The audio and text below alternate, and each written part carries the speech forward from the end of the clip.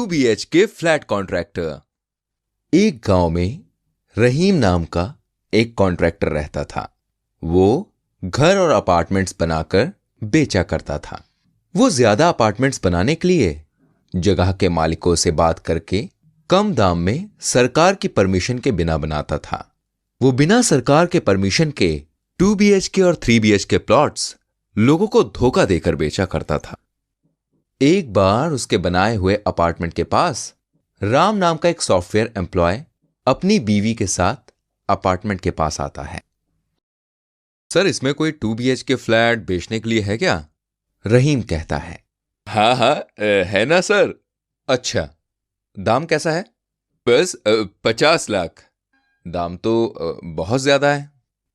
दाम तो सही है, और अब मार्केट में दाम ऐसे ही हैं।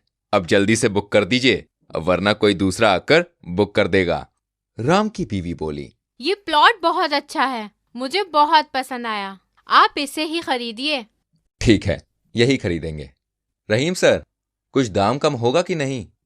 दाम तो वही है सर, 52 लाख। अगर कम होगा भी तो 50,000 कम हो जाएगा। पहले तो आपने 50 लाख बोले थे। अरे नहीं सर, लगता है आपके सुनने में कुछ गलती हो गई है। मैंने इसे पहले भी 52 लाख कहा था और अब भी वही कह रहा हूं। लगता है आपकी बीवी को यह फ्लैट बहुत ज्यादा पसंद आया है। हाँ सर, मेरी बीवी को यह फ्लैट बहुत ज्यादा पसंद आया है। मैं कल आकर आपको एडवांस दे दूंगा। ठीक है, तो अब मैं चलता हूं। ठीक है ठीक है ठीक है, तो कल एडवांस 5 लाख रुपए दे दीजिएगा। राम अगले दिन पूरे 5 लाख रुपए लेकर रहीम के पास आता है। रहीम पूछता है, क्या राम जी, एडवांस ले आए? पूरे फ्लैट की कीमत 55 लाख रुपए है। अगर आप 5 लाख रुपए दे रहे हैं तो इसके बाद आपका बकाया 50 लाख रुपए बचेगा। क्या? ये तो आप बहुत हो चुका। कल आपने मुझसे 52 लाख रुपए कहा था और अब आप 55 लाख रुपए कह रहे हैं। अरे, आप कल आए, अब कल से लेकर आज तक में दाम बढ़ गए हैं। इतनी नाइंसाफी! मैं ये फ्लैट नहीं खरीदूंगा, चलता हूं। राम ने मन में ही सोचा, ये कॉन्ट्रैक्टर तो एकदम झूठा लग रहा है। इसको मुझे सबक सिखाना ही पड़ेगा लगता है। यह सोचकर राम बिल्डिंग परमिशन देने वाले ऑफिसर को फोन करता है। हेलो सर, मैं राम बोल रहा हूं। एक रहीम नाम का आदमी है जो बिना परमिशन के फ्लैट बना रहा है, और सर उनको बहुत ज्यादा दामों में बेच भी रहा है। प्लीज सर, थोड़ा उस पर एक्शन लीजिए। वही इस तरह से राम रहीम की कंप्लेन कर देता है और तुरंत वो ऑफिसर रहीम के बनाए हुए अपार्टमेंट के पास आता है और जांच पड़ताल के बाद बिना परमिशन का अपार्टमेंट करार देते हुए उसे क्रेन की मदद से तुड़वा देता है। यह देख रहीम जोर जोर से रोने लगता है। ऑफिसर कहता है, रहीम, ये बहुत गलत बात है। तुमने बिना सरकार की परमिशन के यहां पर प्लॉट बनाए। तुम्हारे लिए बहुत सारी शिकायतें आई हैं, और दूसरी बार कोई शिकायत आई तो मैं तुमको जेल भिजवा दूंगा, याद रखना। लालची बिजली रिपेयर वाला। एक गांव में शंकर नाम का आदमी रहता था जो बिजली की चीजें रिपेयर किया करता था। शंकर बहुत ही लालची किस्म का आदमी था। छोटी से छोटी मरम्मत के लिए भी ज्यादा से ज्यादा पैसे गांव वालों से लेता था। जब उसके पास कोई काम नहीं रहता, वो गांव वालों के घर में चुपके से घुसकर उनकी चीजें खराब करता और ज्यादा से ज्यादा कीमत पर ठीक करके देता। एक दिन उस गांव में बिजली चली जाती है और गांव वाले शंकर को बुलाते हैं। शंकर भैया, सुबह से बिजली नहीं है और आपने इतनी देर कर दी आने में। थोड़ा जल्दी से बिजली ठीक कर दो ना। सारे गांव में शंकर एक ही था जो बिजली ठीक किया करता था। मेरे घर में भी बिजली नहीं है और ये तार भी इतने पुराने हो चुकी हैं कि इन्हें इस्तेमाल नहीं कर सकते। हमें तारों को बदलना होगा। अरे शंकर भाई, पिछले साल ही तो हमने तारों को बदला था, फिर से बदलना होगा। हाँ, अगर सस्ते किस्म के डालोगे तो ऐसा ही तो होगा। तार अच्छी होने के बावजूद भी शंकर तार को बदल देता है। ऐसे ही दिन गुजर रहे थे। शंकर का लालच दिन ब दिन बढ़ता जा रहा था। वो रातों को लोगों के घरों में चोरी से जाकर उनके टीवी, फ्रिज को खराब करके आ जाता और सुबह गांव वाले उन चीजों को शंकर से ठीक करवाने लाते। एक दिन उसी गांव में रहने वाला मधु नाम का आदमी शंकर से पूछता है, शंकर, हमारे गांव की इलेक्ट्रॉनिक चीजें खराब क्यों हो रही हैं? मुझे क्या पता, ये बात तुम मुझसे ऐसे पूछ रहे हो जैसे मैं ही खराब करके आता हूँ। मेरा मतलब वो नहीं है शंकर, अक्सर हमारी इलेक्ट्रॉनिक चीजें खराब हो रही हैं, इसलिए मैंने पूछा। खराब हो रही है मतलब खराब हो रही है तो इसमें मैं क्या कर सकता हूँ? मैं बिना मुनाफे के रिपेयर कर रहा हूँ। अगर बाहर लेकर जाते तो देखो कितना खर्चा आता है। ठीक है भाई, मैं चलता हूँ। मधु वहां से चला जाता है और शंकर मन ही मन सोचता है, बड़ा आया मुझ पर शक करने वाला, अब फिर कभी मेरे पास नहीं आएगा।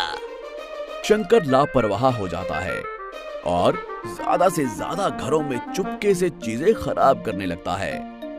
मधु शंकर पर नजर रखे हुए था। मधु ने देखा कि शंकर रात के वक्त घरों में घुसकर चीजें खराब कर रहा है। मधु शंकर को सबक सिखाना चाहता था। मधु ने शंकर के घर की सारी चीजें खराब कर दी।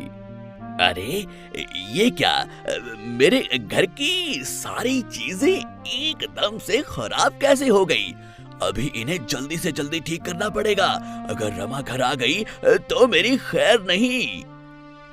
ये सोचकर शंकर चीजें ठीक करने बैठता है। मधु चुपके से आकर बिजली के तार को निकाल देता है और ये बिना देखे शंकर आकर मेन स्विच ऑन करता है। बस फिर क्या, शंकर को करंट लगता है। अरे मैं मर गया, अरे मेरा हाथ जल गया, अरे मुझे झटका लग गया है। अरे शंकर, क्या हुआ? रो क्यों रहे हो? मुझे करंट का झटका लगा है। क्या झटका लगा? और वैसे भी तुम घर में कर क्या रहे हो? मेरे घर में सारी चीजें खराब हो गई हैं, इन्हें रिपेयर करने के लिए मैं घर पर हूँ। क्या तुम्हारे घर की सारी चीजें खराब हो गई? कैसे? अच्छा ठीक है, मैं चलता हूँ। शंकर घर की सारी चीजें ठीक कर लेता है। फिर से मधु आकर शंकर की सारी चीजें खराब कर देता है। शंकर की बीवी राधा वापस आ जाती है। ये क्या, पंखा भी नहीं चल रहा है, फ्रिज भी नहीं चल रही है, घर में कोई चीज काम क्यों नहीं कर रही है? मधु वहां आता है। हाँ बहन, पता नहीं क्यों हमारे गांव को क्या हो गया है, सारी चीजें खराब हो रही हैं।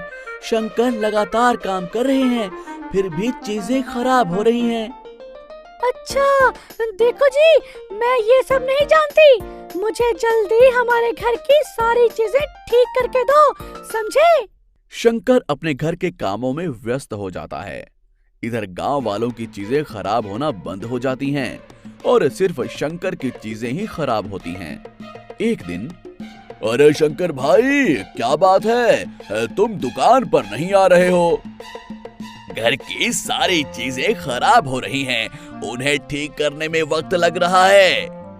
अच्छा, इन दिनों हमारी चीजें खराब नहीं हो रही हैं, भगवान का लाख लाख शुक्र है, वरना आए दिन कोई ना कोई चीज खराब होती ही रहती थी।